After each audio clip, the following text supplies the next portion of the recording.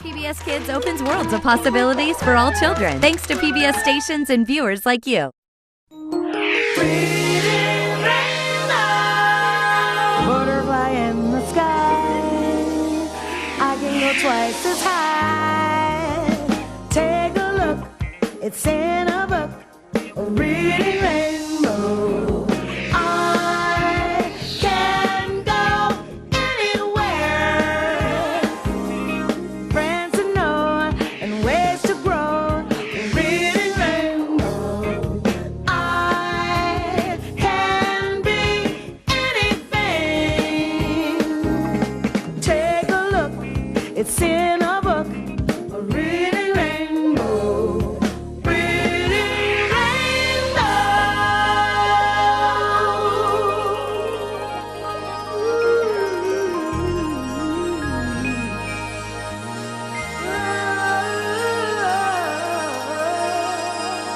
Hi. Look around. What do you see?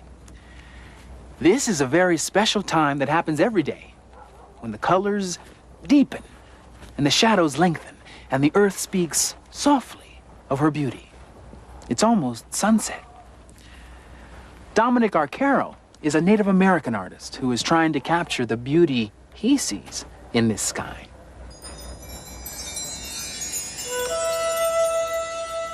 I love sunsets because of the colors, because they're never the same. I look into my memory of all the sunsets I've seen, and I remember the colors, a white to a yellow to an orange to a red spectrum, and into the darker blues and violets. My name is 𝗟𝗲𝗀𝗀𝗏𝗏. I'm from 𝗥𝗶𝗱𝗶𝗴, New Mexico. My Indian name is 𝗕𝗂𝗏. It means runner. It was given to me by my grandfather.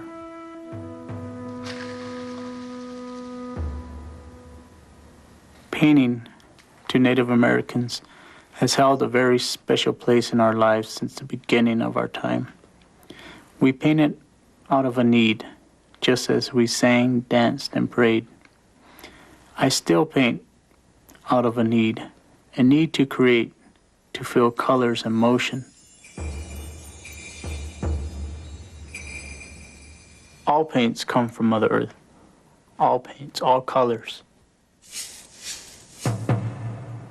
Black is usually taken from a burning process of certain weeds and adding water to that.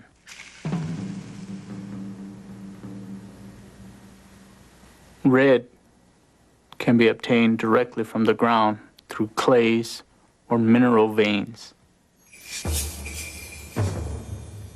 Yellow can be obtained from different types of minerals, like iron oxide.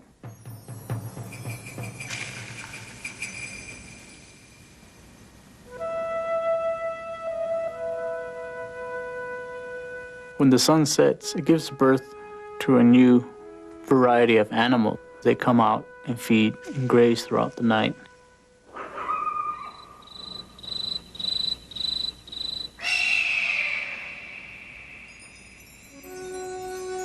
I say, go where your heart is needed. Let your inside self be the master of the brush.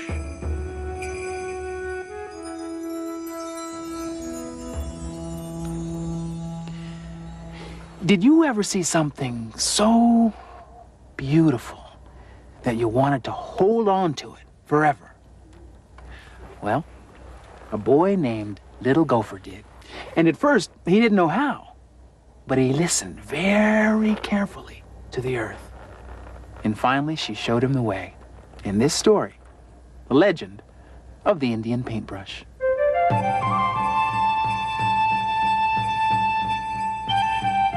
The legend of the Indian paintbrush. Retold and illustrated by Tommy DePaula. Read by Harold Littlebird. Many years ago, when the people traveled the plains and lived in a circle of teepees, there was a boy who was smaller than the rest of the children in the tribe. No matter how hard he tried, he couldn't keep up with the other boys, who were always riding and shooting their bows to prove their strength. But the boy, who was called Little Gopher, was not without a gift of his own. From an early age, he loved to decorate stones with the juices from berries. The wise shaman of the tribe understood that Little Gopher had a gift that was special.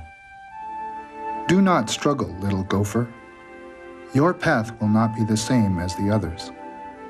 They will grow up to be warriors. Your place among the people will be remembered for a different reason. In a few years, Little Gopher went out to the hills alone to think about becoming a man, for this was the custom of the tribe. And it was there that a dream vision came to him. The sky filled with clouds, and out of them came a young Indian maiden and an old grandfather. She carried a rolled-up animal skin, and he carried pots of paint and a brush made of fine animal hairs. The grandfather spoke. "My son, these are the tools by which you shall become great among your people.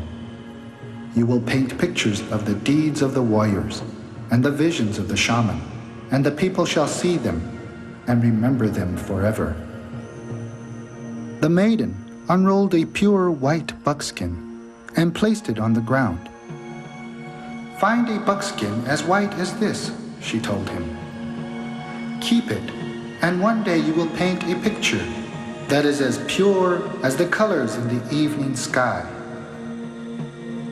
And as she finished speaking, the clouds cleared, and a sunset of great beauty filled the sky. Little Gopher looked at the white buckskin, and on it he saw colors as bright and beautiful as those made by the setting sun. Then the sun sank behind the hills, and the dream vision was over. The next day, Little Gopher began to make brushes from the hairs of different animals. He gathered berries and flowers and rocks of different colors and crushed them to make his paints. And he began to paint pictures of great hunts, of great deeds, of great dream visions, so that the people would always remember. Many months before, he had found his pure white buckskin, but it remained empty because he could not find the colors of the sunset. He used the brightest flowers, the reddest berries, and the deepest purples from the rocks, and still his paintings never satisfied him. He began to go to the top of a hill each evening and look at the colors that filled the sky to try and understand how to make them. One night, he heard a voice calling to him. "Because you have been faithful to the people and true to your gift, you shall find the colors you are seeking." The next evening, Little Gopher went to the top of the hill as the colors of the sunset spread across the sky. And there, on the ground all around him, were brushes filled with paint, each one a color of the sunset. Little Gopher began to paint quickly and surely, using one brush, then another. And as the colors in the sky began to fade, Little Gopher gazed at the white buckskin, and he was happy. He had found the colors of the sunset. He carried his painting down to the circle of the people, leaving the brushes on the hillside. And the next day, when the people awoke, the hill was ablaze with color, for the brushes had taken root in the earth and multiplied into plants of brilliant reds, oranges, and yellows. And every spring from that time, the hills and meadows burst into bloom. And the people no longer called him Little Gopher, but he who brought the sunset to the earth.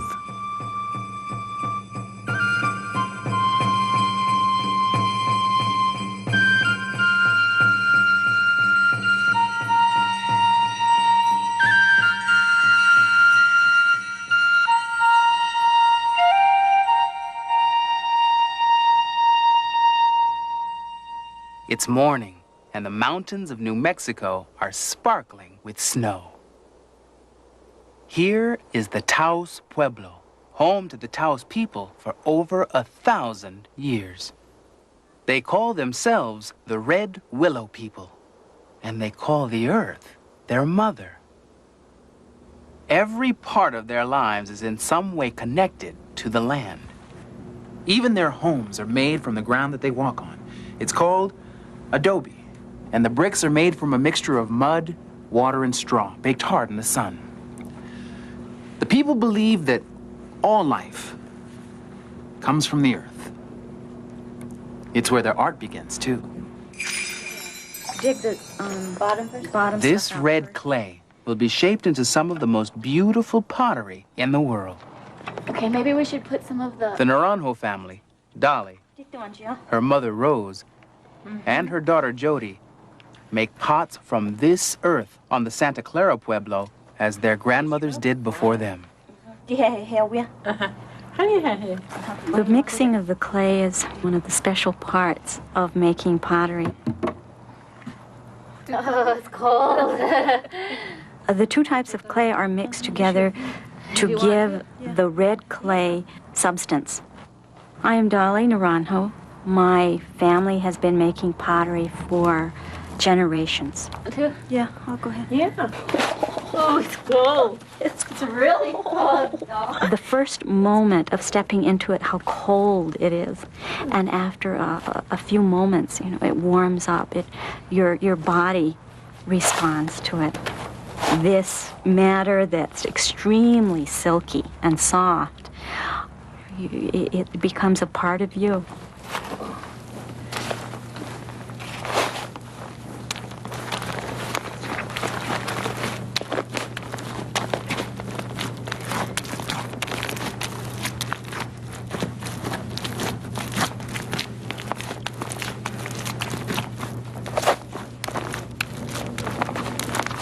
It's not quite mixed yet because there are white flecks in there that you can see.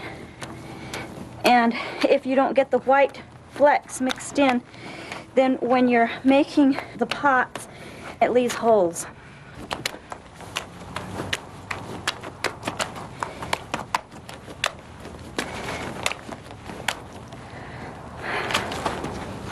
When you've got your feet or your arms in clay, it truly does feel like you're in chocolate pudding.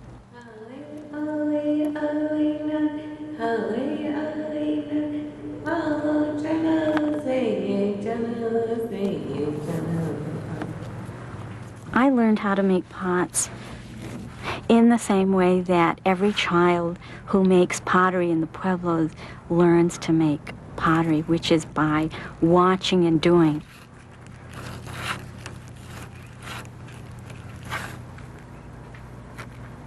The clay is so special, and you never waste it. You never throw any of it away. You never are disrespectful to the clay in any way.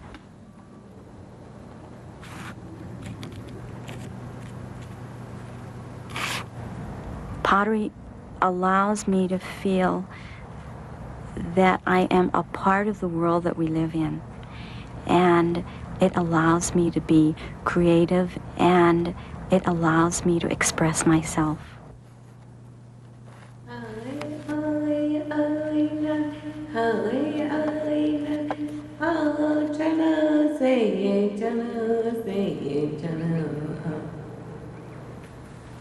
When you begin working and making a pot, it forms itself.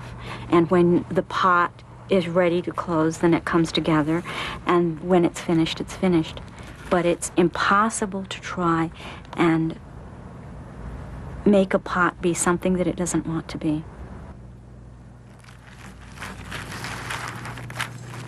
Good, it's done.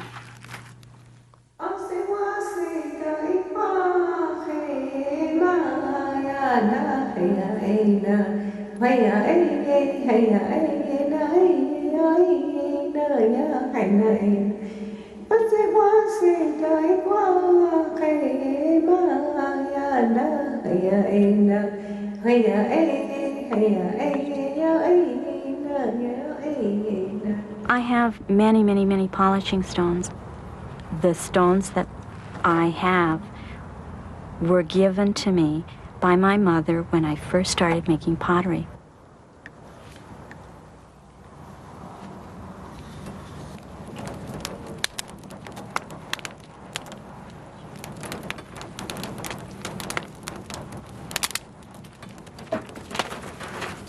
The firing is to harden the pots. It makes the pots permanent.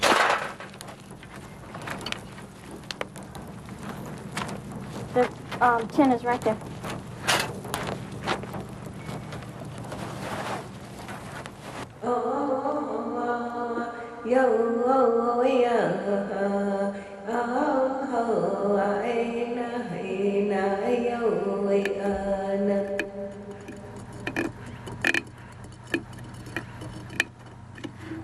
Pottery making is just simply a part of your daily life. It's what we do.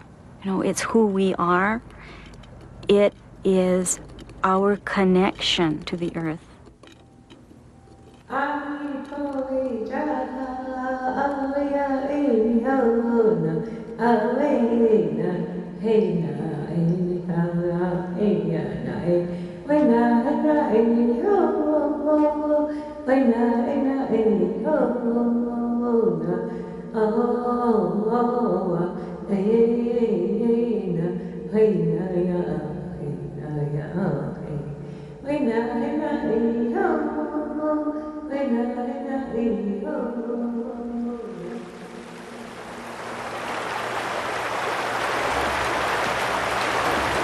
The first winter snow.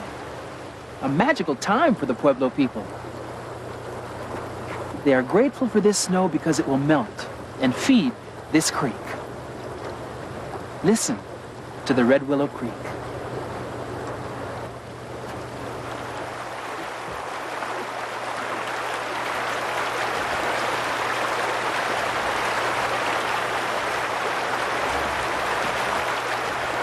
Its music and movement provide inspiration to the Taos Red Willow dancers.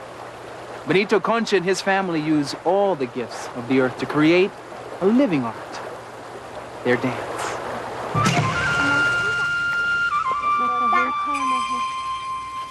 My family and I dance, so then the songs and the dances will be passed on to generations and generations. They will also feel the beauty and the love and the sacredness in all the dances. My name is Benito Concha. I'm from Taos Pueblo. My people are the Red Willow people. We live in the mountains of northern New Mexico. Hey, we got the same size! When I was first coming into dancing as a child, I remember my father dressing me, and he told me the purpose for each part of that outfit. When my father dresses up my nephews, he's doing the same thing he did for me.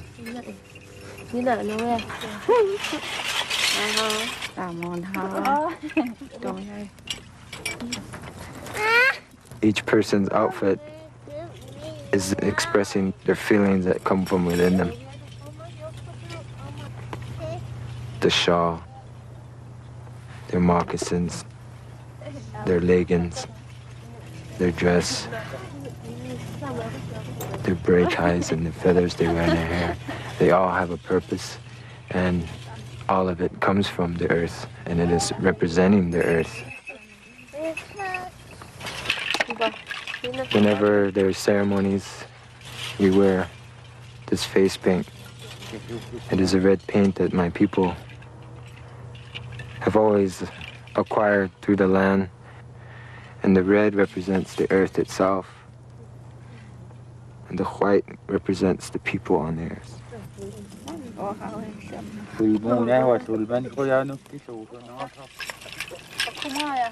I learned the eagle dance at a very early age.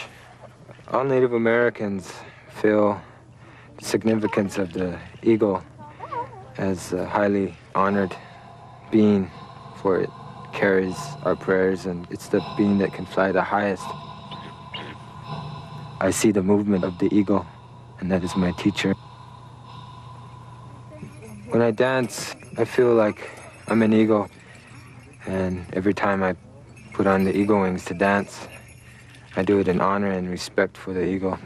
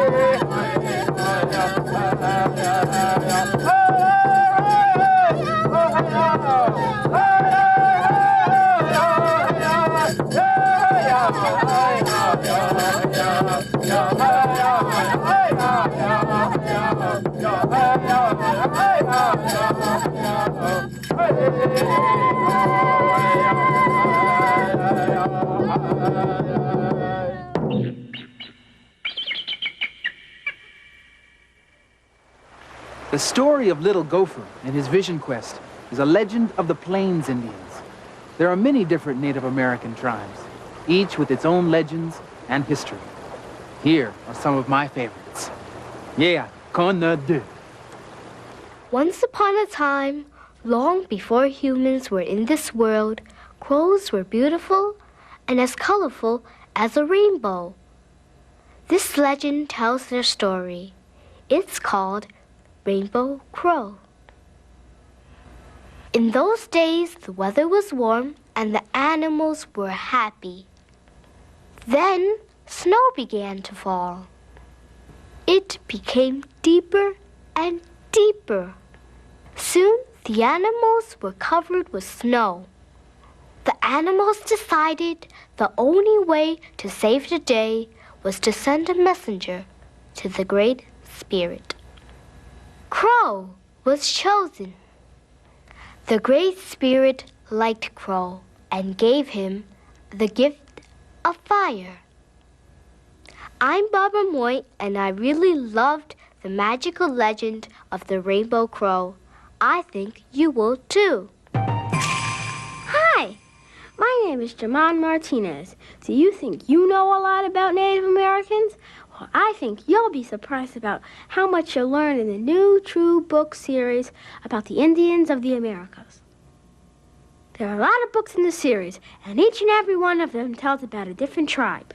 Tribes like the Cheyenne, the Navajo, the Apache, and the Hopi. The pictures tell what Indian life is really like. If you'd like to read more about Native Americans, what are you waiting for? Get this series. Hi, my name is Simone, and I love horses. This is a story of a boy who wanted a horse so much that he made one out of mud, and it's called the Mud Pony. One day, the little boy got lost. But something wonderful happens. His mud pony comes to life. The pony said, "I am made of Mother Earth, and I will take care of you." The pony helped the boy find his mother and father. This story made me feel happy, and I think you should read it too.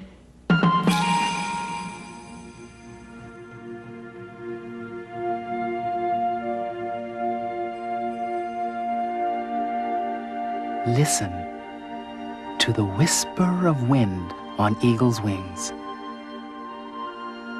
Listen to the voice of the clay. Listen to the peaceful sounds of sunset. If you're quiet and you open your heart, the earth will speak to you. She is always generous to people who ask for her inspiration. Watch and listen to these last moments of sunset.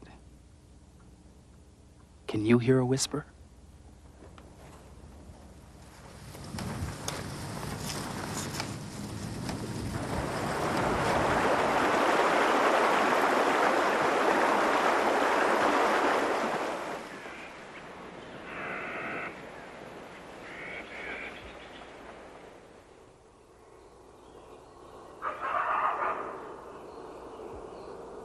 𝗟𝗲𝗴𝗶𝗴.